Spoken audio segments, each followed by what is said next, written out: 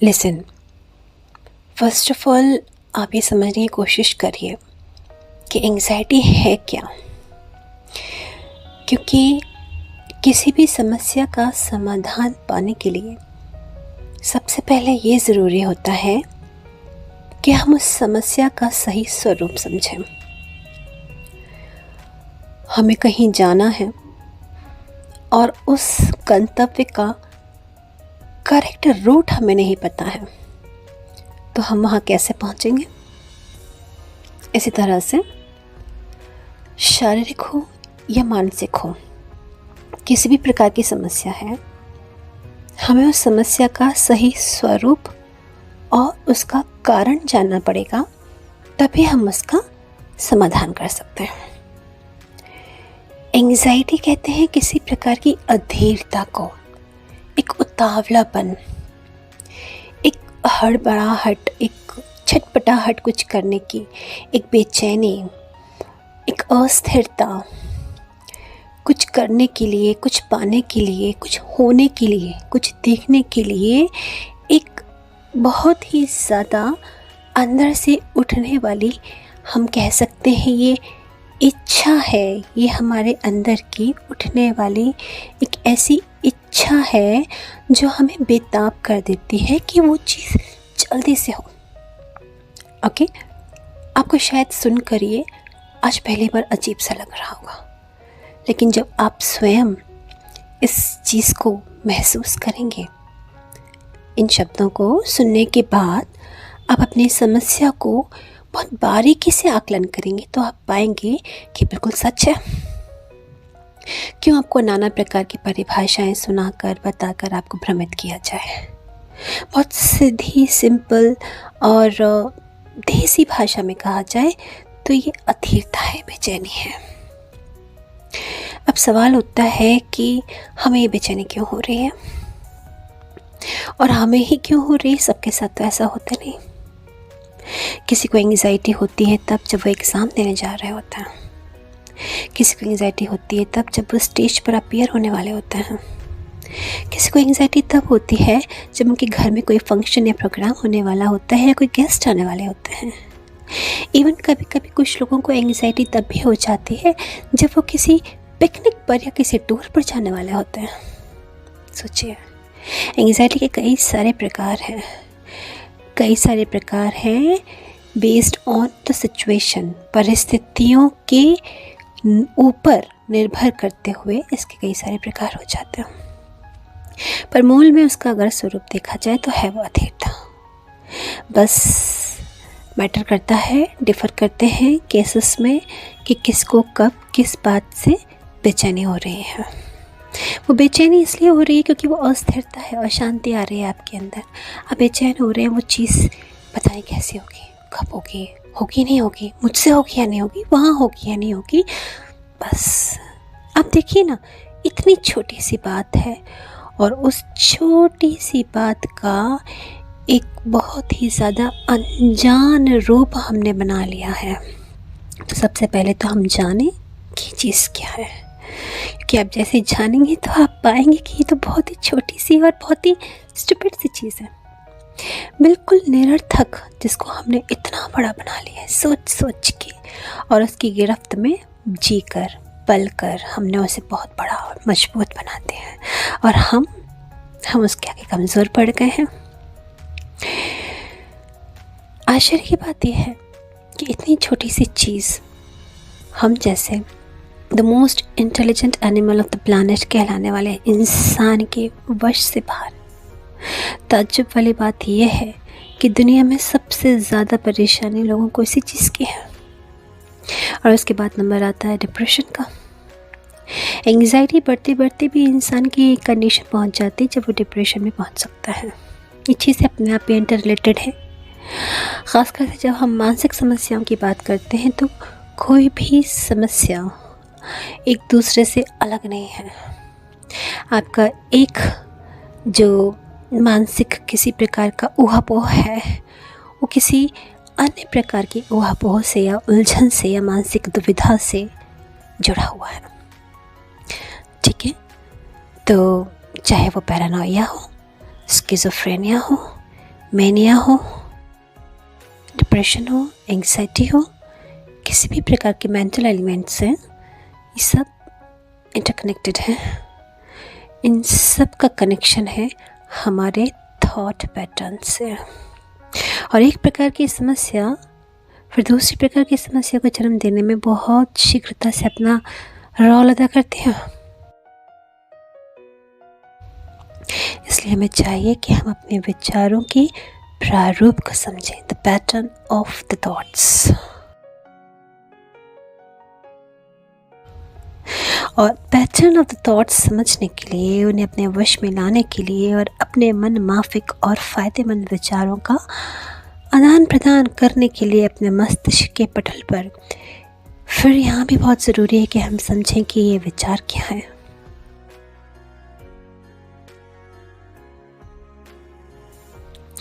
देखिए, विचार की अगर आप आध्यात्म में या आध्यात्मिक पुस्तकों में या किसी प्रकार के अन्य करने वाली प्रवचन करता है, कई सारी प्रकार की बातें सुन सकते हैं। फिर यहाँ भी मैं आपको बिल्कुल सिंपल भाषा में बताती हूँ। विचार एक प्रकार से एक तरंग है, एक संवेग है, एक करंट है, एक ऊर्जा है। आप विचार को बिल्कुल सीधी सरल भाषा में समझ सकते हैं। विचार एक ऊर्जा है। दिक्कत तब आती है जब हम उस चीज़ से अनभिज्ञ रहते हैं। तो आवश्यकता है पूरे होश की। यहाँ जो कॉन्सेप्ट है बीइंग अवेयर, बीइंग कॉन्शियस, होश में रहने की जो स्थिति के ऊपर जो बहुत ज़्यादा जोर दिया गया है शास्त्रों में, यहाँ उसकी आवश्यकता हमें समझ में आती है। क्योंकि जब आप अनभिज्ञ होते हैं तो आपको समझ नहीं आता है, आप होश में नहीं होते हैं, आप अवेयर नहीं होते हैं, आपको बिल्कुल महसूस नहीं होता है कि आपके विचार किस दिशा में बेतरतीब दौड़े चले जा रहे हैं, है ना। और उनकी इस दौड़ की वजह से जो परिणाम हमारे सामने आते हैं, उन परिणामों से फिर हम बहुत ज़्यादा घबरा जाते हैं। फिर हमें लगता है कि उफ, ये क्या हो रहा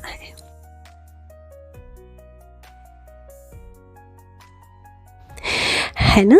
फिर उस वजह से हम अपने सारे काम बिगाड़ते हैं, अपनी दिनचर्या के, अपने भविष्य की प्लानिंग और प्रोग्रामिंग के, अपने रिश्तों के, अपने सामाजिक संरचना के, और इसके आगे और भी बहुत ज़्यादा, है ना।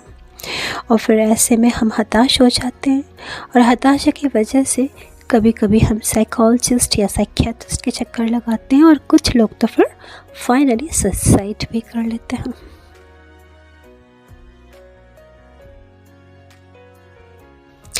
इस दुनिया में ऐसा एक भी सुसाइड का केस नहीं है, हो सकता नहीं है, भविष्य में होगा भी नहीं, जिसके पीछे मानसिक उलझन ना हो। कितनी भी शारीरिक पीड़ा हो, कितना भी बड़ा ज़िंदगी में इम्तिहान आए, चुनौतियाँ आए, कितना भी सामाजिक संघर्ष हो, लेकिन जब तक इंसान अपने मनोबल से नहीं हार जाता है, तब तक वो सुसाइड अर्थात आत्महत्या नहीं करता।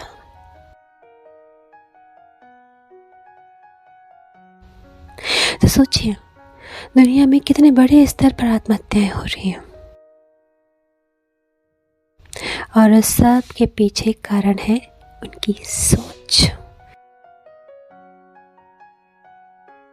उनकी कमज़ोर सोच, उनकी नकारात्मक और निराशात्मक सोच, उनकी सोच पर से उनकी नियंत्रण का पूरी तरह से अलगाव।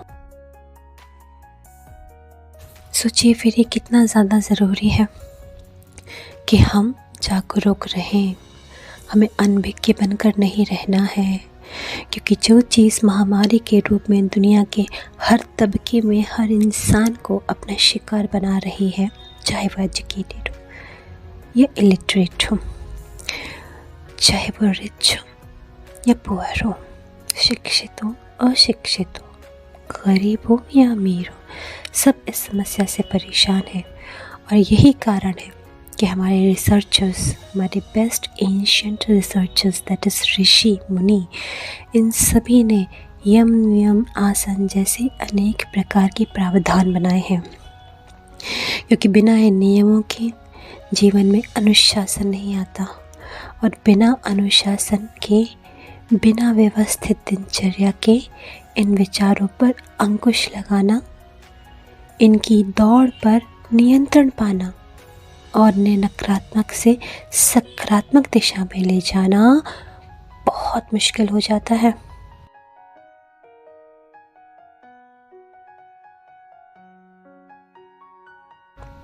इसलिए हमें चाहिए कि हम अपना रुख करें नियम, आसन, प्राणायाम पर। हम अपने जीवन में तब्दीली लाएं, स्वयं पर अनुशासन करें और जागरूक रखें अपने विचारों को, नज़र रखें अपने विचारों पर, अगर हम चाहते हैं कि हम इनके चंगुल से हट पाएं।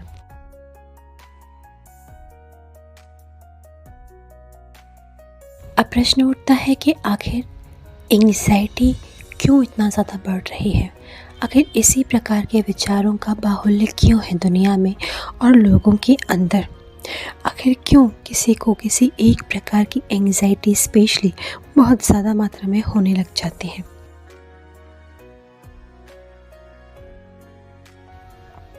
तो इसका जो जवाब है वो इस प्रकार है कि देखिए, आज हम एक बहुत ही प्रतिस्पर्धात्मक युग में रह रहे हैं।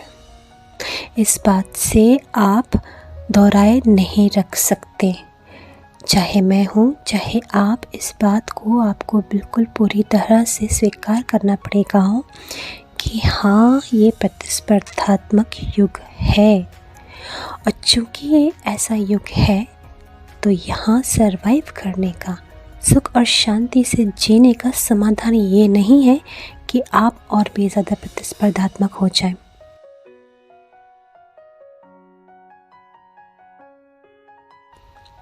देखिए, लक्ष्य के प्रति आपको जागरूक होना और समर्पित होना एक अलग बात होती है, और दुनिया की प्रतिस्पर्धा में अपने आप को डुबा कर गोते लगाने की कोशिश करना एक अलग बात होती है।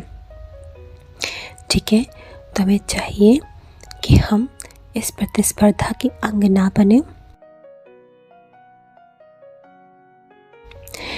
कुछ लोग समाज की चल रही अनेकानेक प्रकार की प्रक्रियाओं में संलग्नित और सहभागी होने के लिए इतना ज़्यादा रुचिकर होते हैं कि उन्हें उस चीज़ की एंग्जाइटी हो जाती है। देखिए, जिस चीज़ की आपकी लाइफ में बहुत ज़्यादा प्रायोरिटी है, जो चीज़ आप महसूस कर रहे हैं कि हाँ, मुझे ऐसी चीज़ करनी है, मुझे ये चीज़ पानी है, मुझे ये बात बतानी है, मुझे ऐसा दिखना है, मुझे ऐसा बनना है, मुझे वहाँ जाना है, इत्यादि इत्यादि। तो हम जिस चीज़ के लिए, जिस बात के लिए, जिस स्थिति के लिए हम बहुत ज़्यादा प्राथमिकता देते हैं, वो चीज़ हमारे लिए, वो पल हमारे लिए, वो जगह या फिर वो पद या फिर वो नाम, कुछ भी हमारे लिए बहुत ज़्यादा इम्पोर्टेंस रखती है। ठीक है, देखिए, इम्पोर्टेंस की अगर बात की जाए तो प्रकृति की जो मूल चीज़ें हैं, मूल तत्व हैं, उसके अलावा तो पूरी दुनिया में किसी के लिए कुछ भी इम्पोर्टेंट हो नहीं सकता। आपके लिए हवा फ्री है, आपके लिए पानी फ्री है, सब कुछ फ्री है। जो हमें जीने के लिए सबसे पहले ज़रूरी है, वो सबसे पहले हमारे पास पहले ही मौजूद है।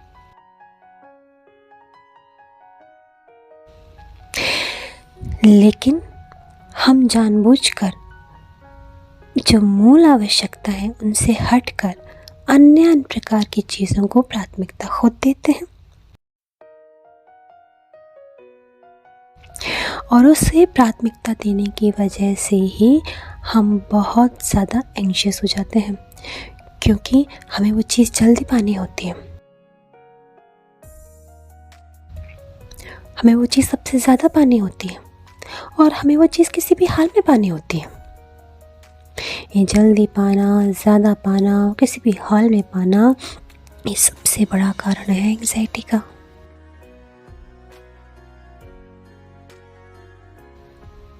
आप माने ना माने, बिल्कुल सत्य आपको बताया जा रहा है। आप खुद महसूस करें, खुद एनालाइज करें, समीक्षा करें कि ये सच है या नहीं।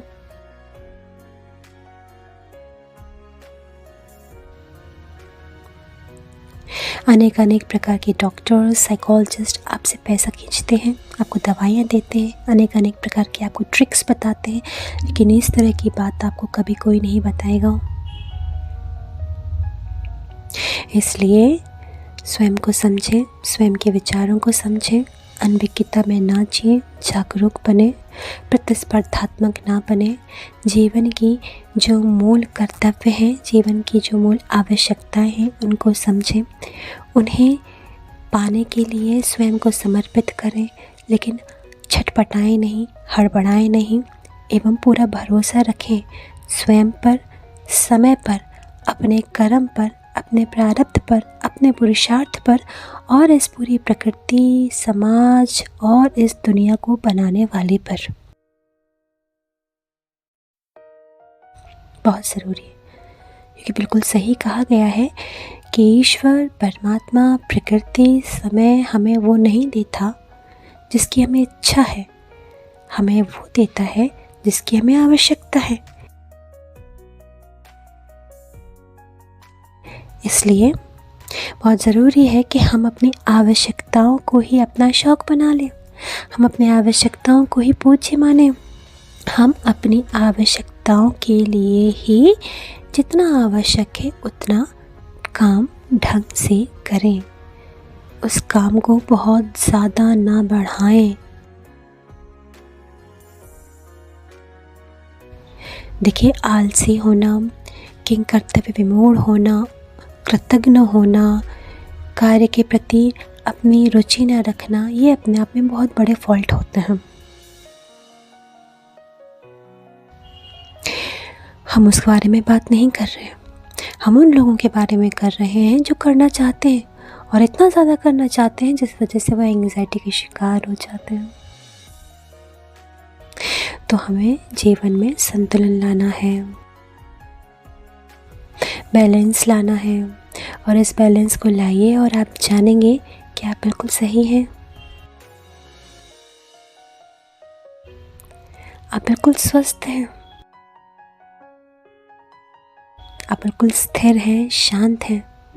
अपने श्वासों पर नियंत्रण कीजिए, देखिए तो किस तरह से आ जा रही हैं। पूरी की पूरी एक बहुत बड़ी ध्यान की प्रक्रिया इसी पर निर्भर है।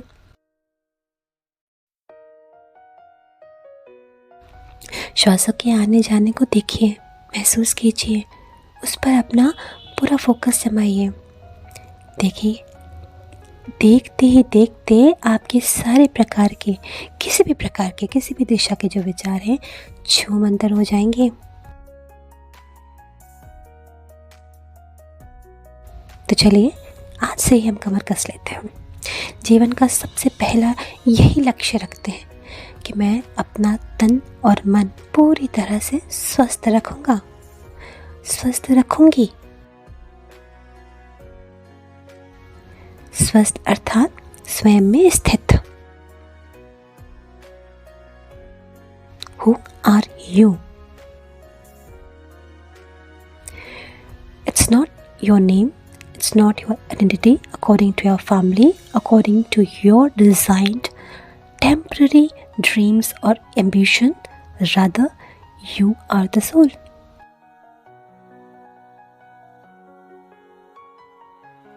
आप एक आत्मा हैं, आप एक सशक्त और ज्वलंत सत्ता है, आप स्वतंत्र सत्ता है। आप विचार निर्मित करेंगे और निर्मित करते साथ ही वो कार्य हो जाएगा, लेकिन ऐसा तब होगा जब आपके दिमाग में विचारों का पूरा बाजार ना बना हुआ हो। आप अनेक प्रकार के विचारों से ग्रसित ना हो,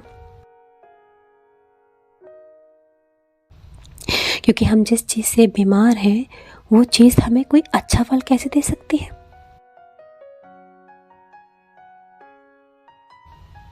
और इस चीज़ को बीमार हमने स्वयं बनाया है। An apple a day makes a man very healthy, isn't it? लेकिन अगर वही सेब सड़ जाता है तो उसे स्वास्थ्य के लिए अच्छा नहीं माना जाता, उसे हम डस्टबिन में फेंकते हैं, है ना। इसी प्रकार से जीवन की अनेकानेक प्रकार की जो भी चुनौतियां हैं और जो भी आवश्यकताएं हैं, आप सबका समाधान कर पाएंगे, बशर्ते आप अपने विचारों पर पूरा नियंत्रण करें, उन्हें स्वस्थ रखें, सशक्त रखें, सकारात्मक रखें। विचारों को वैसे 4 भागों में आप डिवाइड कर सकते हैं। पहले है आपके ज़रूरी, दूसरे है आपके गैर ज़रूरी, तीसरे है आपके सकारात्मक और चौथे हैं आपके नकारात्मक। और अगर इन्हें हम मोटे तौर पर साफ रूप से कहें तो 2 ही प्रकार के विचार हैं, धनात्मक और ऋणात्मक। धनात्मक में आपके सकारात्मक और ज़रूरी और बहुत ही सार्थक और सीमित विचार आते हैं, जो कि आपके जीवन में हर प्रकार की पॉजिटिविटी अर्थात धन भरते हैं। और दूसरे हैं ऋणात्मक अर्थात नकारात्मक, जिसमें आपके सारे गैर ज़रूरी, निरर्थक, निराशात्मक, भय जनित सारे विचार आ जाते हैं, जो आपके जीवन में सिर्फ और सिर्फ नुकसान लाते हैं, अर्थात ऋण भर देते हैं।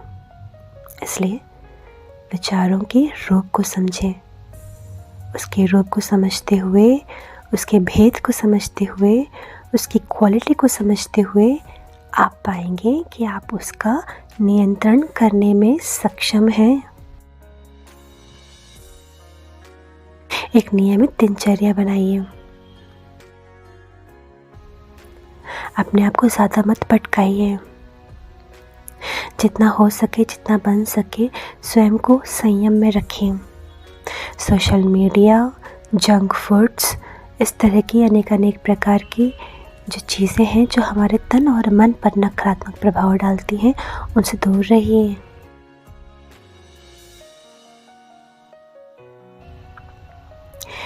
और आखिर में अपने जीवन में ध्यान और प्राणायाम को भी जगह दीजिए। प्रकृति से अपना संपर्क मत टूटने दीजिए। प्रकृति के साथ जिए। समय निकाल कर पशु और पक्षी इन सबको भी खिलाएं, पिलाएं, इनके साथ भी खेलें, उठें, बैठें। आप देखेंगे आपके जीवन में जितनी भी आर्टिफिशियलिटी थी वो कम होती चली जा रही है, और यही आर्टिफिशियलिटी हमें नेगेटिव बनाती है, हमें मटेरियल वर्ल्ड से जोड़ती है और हमें डिस्टर्ब करती है।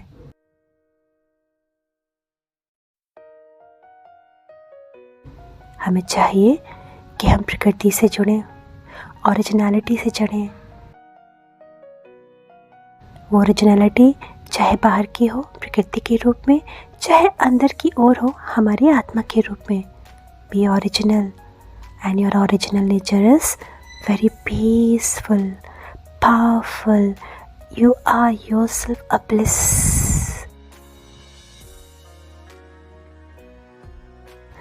So try to be you only. You are yourself a bliss.